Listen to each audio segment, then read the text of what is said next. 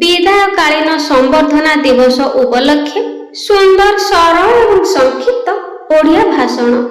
ସମ୍ମାନନୀୟ ଆଜିକାର ଆୟୋଜିତ ସଭାର ସଭାପତି ମହୋଦୟ, ଜ୍ଞାନ ଗୁଣରେ ଗରିୟାନ ତଥା ନୀତି ଆଦର୍ଶରେ ଗଢ଼ା ମୋର ପୂଜ୍ୟ ଗୁରୁଜୀ ଓ ଗୁରୁମା ବୃନ୍ଦ ଏବଂ ମୋର ସାନ ବଡ଼ ଭାଇ ଓ ଭଉଣୀମାନେ, ଆଜି ଆମ ବିଦ୍ୟାଳୟର ପୁରାତନ ଛାତ୍ରଛାତ୍ରୀଙ୍କୁ ବିଦାୟ ସମ୍ବର୍ଦ୍ଧନା ଦିବସରେ ମୋତେ କିଛି କହିବାର ସୁଯୋଗ ମିଳିଥିବାରୁ ମୁଁ ନିଜକୁ ଧନ୍ୟ ମନେ କରୁଛି।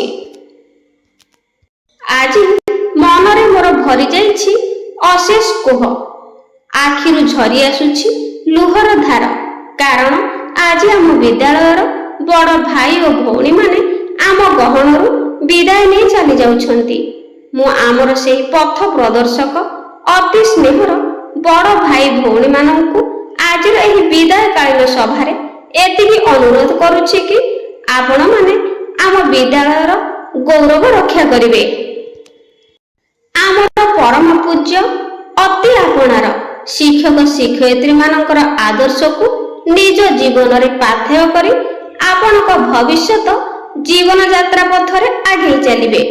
ଆମ ବିଦ୍ୟାଳୟ ହେଉଛି ଗୋଟିଏ ପରିବାର, ପ୍ରଧାନ ଶିକ୍ଷକ ହେଉଛନ୍ତି ସେହି ପରିବାରର ମୁଖ୍ୟ।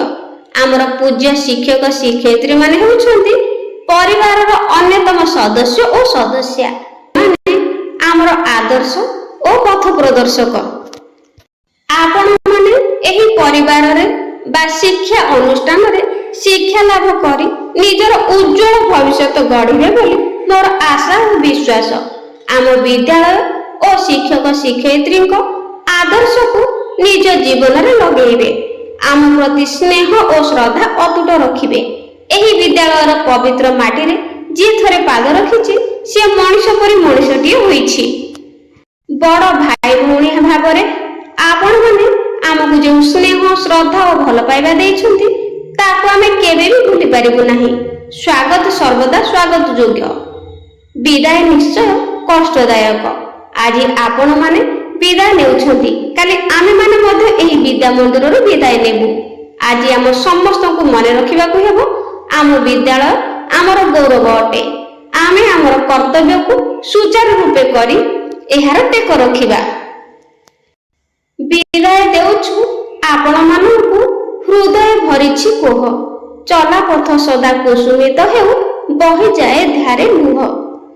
ଯଦି ମୁଁ ମୋର ଜାଣତରେ ହେଉ କିମ୍ବା ଅଜାଣତରେ କେବେ ଆପଣମାନଙ୍କ ମନରେ କଷ୍ଟ ଦେଇଥାଏ, ତେବେ ଆପଣମାନେ କ୍ଷମା ଗୁଣରେ ମୋତେ କ୍ଷମା କରିବେ ବୋଲି ମୋର ଆଶା ତଥା ବିଶ୍ୱାସ।